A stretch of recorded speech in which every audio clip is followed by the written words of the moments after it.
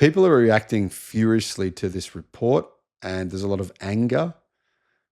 I'm surprised a little bit to see how much of an emotional reaction people are having to this. Volvo's CEO says that the price of electric cars will be lower than the price of internal combustion cars within less than 5 years' time, by 2030. People are just so angry about this. And I think to myself, why? Why are you so afraid of change? I mean, I'm totally baffled by this. I don't really understand the reaction. I would have thought people would be saying, this is great news. This is fantastic news. Hello, my friends. Welcome to the channel. Great to have you with us. Volvo's CEO says that by 2030, 2031, the cost to buy an electric car will be cheaper than the cost to buy an equivalent internal combustion engine car. And that won't be China. It's already happened in China. That will be the rest of the world. So why is this going to happen? And how is this going to happen? I mean, if you have a look at the current Volvos, the internal combustion versions of Volvo cars are generally about 30% cheaper in most countries around the world. Generally, if you want to buy a Volvo EV, you've got to pay a 30% premium. That's quite a difference, isn't it? I mean, yeah, like I said, in China, that's not the case, but the rest of the world, it is. Now, there's some cars that it's not. I mean, for example, here in Australia, you can buy, say, something like an Aeon or a Geely EX5, which are equivalent to a Toyota RAV4. And in many ways, they actually are better, and they're the same price. So it really depends on the segment and the country. If your country is already open and has no tariffs on Chinese electric cars, then you've already hit price parity. But that's not the case in Europe. So what's happening here is the CEO said this. I think if you look 5 years ahead, I would say an electric car will most probably be lower in cost than a combustion car, said the automaker's CEO in Sweden. As reported by The Drive, he said that the company is already making a profit on EVs, unlike General Motors and Ford and many other brands around the world who make a large loss on EVs. So far, he said, our present electric cars have a lower margin. I think that's no secret, but they are profitable, he said, saying the company doesn't need to resort to price cuts or incentives to find EV buyers. We're not paying to get buyers, he said. That's actually a pretty good point. It's true that Volvo does have some small discounts on their cars, but not big ones like some brands do. According to the International Energy Agency, or the IEA, EVs can have a price premium of up to 45 to 50%, particularly in Europe, versus an equivalent internal combustion car. Now, of course, this varies on country and everything else, and on brand and segment, how big the car is, markets, all that stuff. But in some segments and markets, price parity has already come. So actually, that price difference will probably be greater in those places. So by 2030, when likely, even in a place like Europe where EVs are more expensive in every segment, even there, so he's saying that EVs will be cheaper there in Europe. But in other countries where EVs are already hit price parity or very close to it, they'll be even cheaper again. So this is the way I'm thinking about it.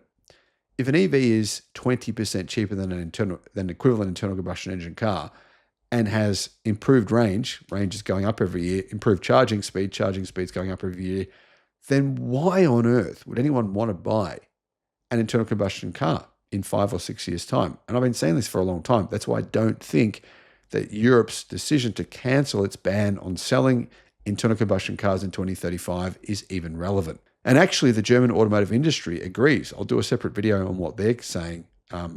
Actually, today, I'll do that video today as well. If you'd like to book a paid consultation, you can do so. And I'll put a link in the description below. If you want advice on what electric car to buy, solar systems, all that kind of stuff, you can do that. Now, interesting timing for this, because Volvo is saying this at the same time that companies like General Motors, Ford, Mazda, many companies are canceling or pulling back on their EV plans. Porsche, they're doing it too. So these companies are sort of like crack addicts, right? They're addicted to profits in the short term, which will hurt them substantially in the long term. The Volvo EX60, the new electric SUV, right? It has 810 kilometers of range and charging in about 16 minutes.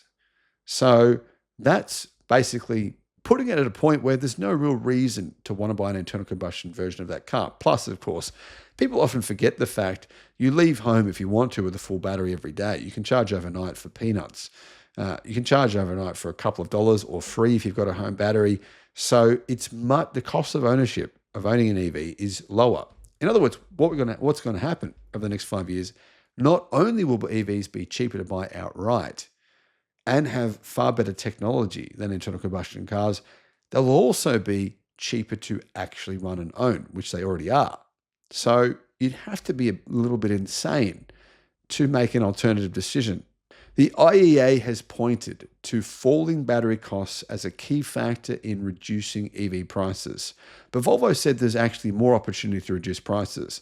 Things like structural battery packs, which automakers in Europe are really struggling with. There's an article today from Germany saying automakers are really struggling with this cell-to-body architecture, and they don't. The Chinese are like, "What's wrong with you guys? I mean, this is so easy to do." But that's an issue for some automakers. But that's one way they can cut costs. It's not just the batteries themselves. Using gigacasting, that cuts costs as well. But Volvo warned against what they believe is Toyota's nonsense. Volvo is saying the claims from Toyota are, to be honest, false. They are basically saying Toyota's claims are false. Toyota have said that in their EVs, in 2028, it'll have more than 1,000 kilometers of range or more than 600 miles of range, and they will have solid-state batteries in 2028.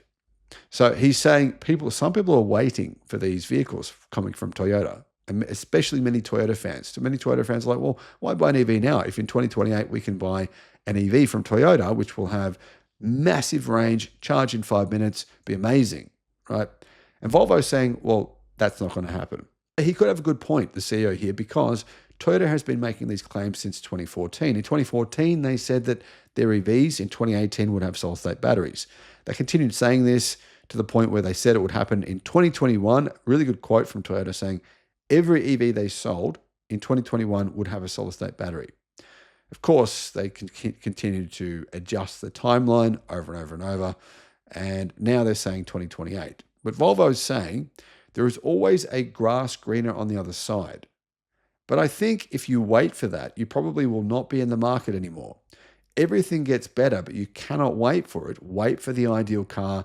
You have to be in business and learning. Right now, I think it's a long, long wait for mass production of solid-state batteries, and there's a lot of potential to lower the cost of today's batteries.